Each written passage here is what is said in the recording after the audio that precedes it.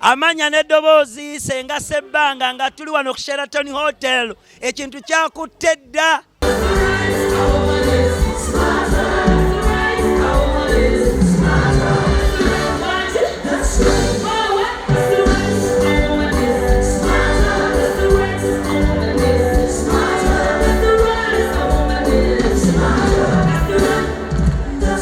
Amazima ekiri ku Sheraton bagamba nakiraba ku mbaga y'amajanja sigirabanga wantu walala. So olwaleero kye bayita melody of ki? Love. Melodies of ki? Love.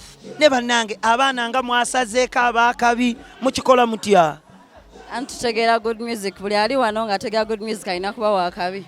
Okakasa kati kambuuze Rema okuva ddi ng'omugoberera nga wonoogamba nategeera Rema kano akayimba ne ngamba ono omwana ayimba. Kuva dda kyolina okumanya buli kayimba ke nakaagala. Okakasa kuva ku oli wange. Oli wange. Oli wange kayimbe mutuulire. Oli wange ne bwe banankuba yimba mukayala. Naye nga kyolina okumanya mwannyina mwebale kujja omwami omuleseewa. Nzize mufuna wano. Leo ne Captain ate nga ngudde mu bintu. Okimanyi kiggwera wano Senga Sebbanga. Ebbanga litokoje baby. Ebbanga lyembonaabonedde lyonna. Mbadde nsaba waayo ku bubaka abantu abali eyo bannayuganda abataze mu show ya Rema basigira akafaananyi biri bitya vibe eryetya kiggwa kitya. Bannayuganda kiki kye basubiddwa? Era actually n'abatana batuuka tebajjira ddala kuba twajjudde. Okakasa? Twajjudde dda. Kati simanya ataze kwagira Rema then awagira ani. Yeah. Music amutegeera batamutegeera. Nawe wayina akasente. Kati feno gye tuli wewe miliyoni 3 gwe boonenya bola abanoonya kawunga sukulu fees w'abaana kyokka gw'obanenya. Anti weetekamu ssente n'ofuna ssente. Mu ssente tofuna ssente. Kati kambuuze kuba kati gw'obadde otugambye tozze na mwami kigoyinza okugamba nti kati ono nga bwe sitazze ono ne muyingiramu yandibadde wanfaanana atya. Aji Kawenje omulabye aji Samaleeko ngamba yandibadde ng'atya yandibadde mu baserebu mu basuubuzi mu bantu abakola mu gavumenti mu bahonalebo mwami kigo wandyagadde mu bagwambe gwe gamba njagala serebu njagala musuubuzi njagala bahonalebo njagala b'ofiisa muntu kigo wandibadde osaba mukama kati. Kyokka omuntu gyali mbadde nsaaga tandaba nango. Omuntu gyali nedda oyinza oyisaamu eggaali ebyo nabyo si bibi tekiri mu sitaadi. Ansanyusa asobola okunsanyusa. Sijja kumenya biti mu kategori nalina kasitaba nga asobola okunsanyusa nga big spender. Sikyogedde. Naye nga webale tusalako amanya n'endoboozi Senga Sebbanga. Sebbanga mbadde mbabuzeeko ennaku zino nakola kampani baba Tony. Kyova olaba nange ntudde mu babede mu VVIP. Sebbanga nakola kampani bagiyita Sebba Smart Air Cargo. Ntwala ebintu e Dubai. Amatooke munnaye ge ntwala. Ebijanjaalo, ebinyeebwa, ebyennyanja. Bananga abantu bange ab'e Dubai lya ku local food lya ku nveeza feeza wano nga Senga Sebbanga azikuleetedde. Ate bwe mba nva e Dubai osobolera okuntuma mwannyina. Ndi transporter.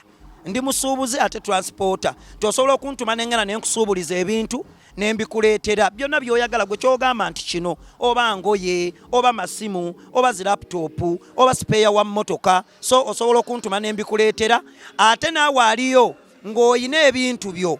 Oli musuubuzi naye ng'olinayo agenti era osobola okuntikka ng'omugugu omaze ogupaakinga bulungi era osobola okuntuma omugugu ngutuusa bulungi mu lunaku lumu era nkozesa Uganda Airlines ako ke kakodyo. So baba Tone webale kumpa mukisa nange ne nkwala ku microphone omuliga totawaana omulimo toyina bwanya jantudde nawano ko mutaala baba Tone ndaba tebatulaba gwe wantadde owatali ttaala gwe mwana wa maama mugane muddeeyo ne mweragira ku bantu muli ba presenter abasinga mwe mukikuba katolaba wootabadde laba bakirayant bennina ono tomufunangayo mwana wa maama wamalayo laba amaaso ate okimanyi tufaanagana anti olina amaaso ag'endege ennyinde ey'ekiraalo lwakuba toyina ddimpo kandabe olina ddimpo neeyo smile emala. So abalaba Kafton Music Kafton mbasaba ekintu kimu mubeereko tugenda balaga omukolo guno okuva gye gutandikira paka gye gusembera manager tukutumiddeko taata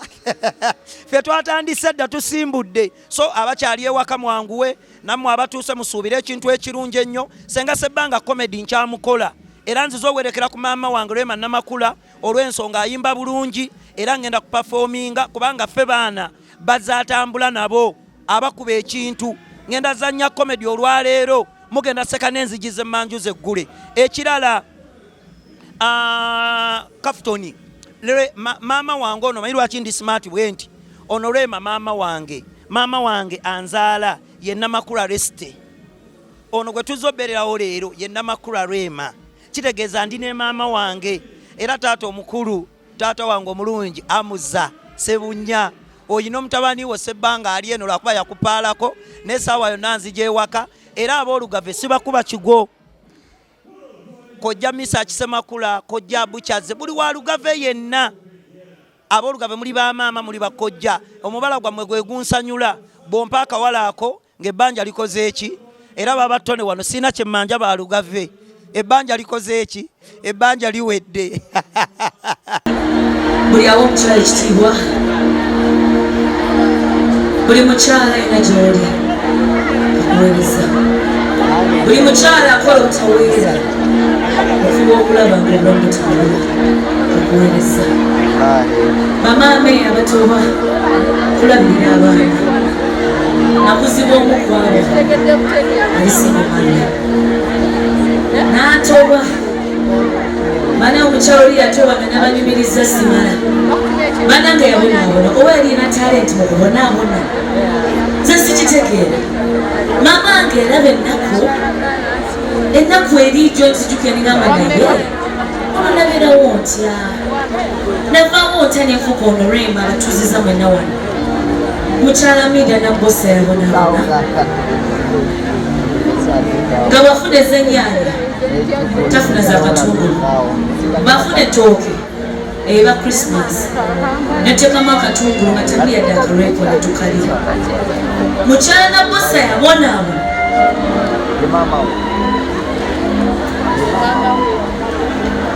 nakulira mu kayumba akattaka ab'Emmengo nyina byembigamba ne balooza Emmengo awo Mengo Kisenyi kayumba nga kattaka nga kabi bannange kaali kabi ngenda nembitawo neŋŋamba baalyoka ne babumenya ne bazimbawo bino ebiyumba abaana nga mwandinkubye ku Facebook nga mwandisawudde naye kambabuulire bino byonna byenkola saabikuliramu gano maalo geriko gano maalo omuyinza okulowooza liboneeraga maalo nali mu nnaku ennyingi ennyo kati bwenfunye opportunity mbikola paka kuwulira bubi paka kuwulira bubi kawalaza maama muggulu gy'oli kakuweereza ne bamaama bange bonna aba taking on the responsibility of maama Rema kakuweereza mukama akunjagalira mukama akunjagalira kwagala nnyo you mean the word to me bamaama wange mwenna abali wano muli bangi nzize enzaalibwa buli stage nfunako maama ate nyinza osulawo teri kyanuma ku baana ntandise okubanga nsobola okumuwaayo kasukaali nga yateekayo dda suuyi ne sisobola yadde omuwa kasuka mukyala nabbosa teyanywadde ku kasukaali ka omanyi obulumi obwo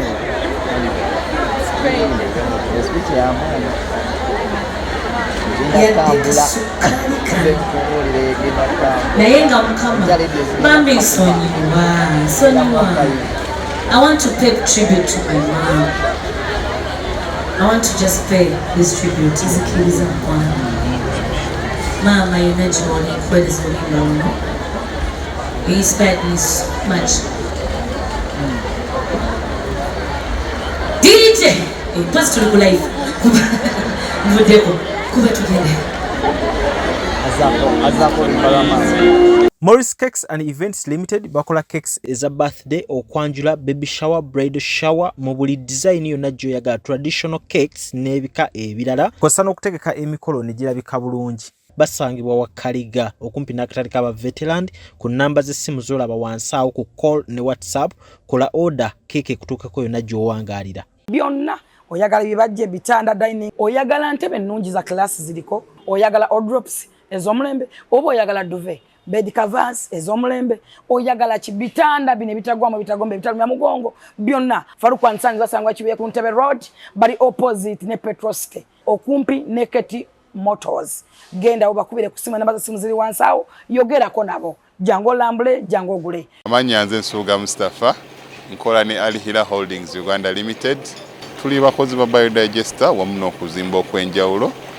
So olwaleero tuli waneeno nga tuli nkola biodigester ekyenjawulo ekiriwo nti yo eri mu basement wakati okusinziira nga bulijjo abantu mu kiraba ti eno parking lot so eri wansi eri parking lot eri mu basement. Leero tukoze size y'abantu 5 ng'era erina capacity okusavinga ekizimbe kino kyonna nga wekinaabeera waneeno ng'era emigaso gya bulijjo gya biodigester tebagenda kunuunamu. Atwetaaze ku namba z'essimu 07017669992 ne MTN 0789224230 enamba ezo zonna kweziri ku WhatsApp. Munnayuganda omulimi n'omulunzi atunda ebikozesebwa mu kulima n'okulonda buno obubaka bubwo anti bannaffe aba Afro Canada Business Initiative wamu ne Global Events Canada bakuteereddewo omwoleso ogutuumiddwa Agri Business Canada International Expo 2024 awo ku Queensburg Conventional Center okuva ng'ennaku z'omwezi 10 okutuuka nga 11 August 2024 mugenda kubamu okwolesa ebikwata ku bulimi n'omulunzi eby'enjawulo emisomo egy'enjawulo okuyigiriza okukozesa ebyuma bikalimagezi mu kulima n'okulunda engeri y'okugaziyaamu akataleko emitala w'amayanja wamu n'engeri y'okufuna zi international loans okwewandiisa n'okumanya ebisingawo genda ku website yaabwe eya www.afrocanada.net oba bakubire ku ssimu ezo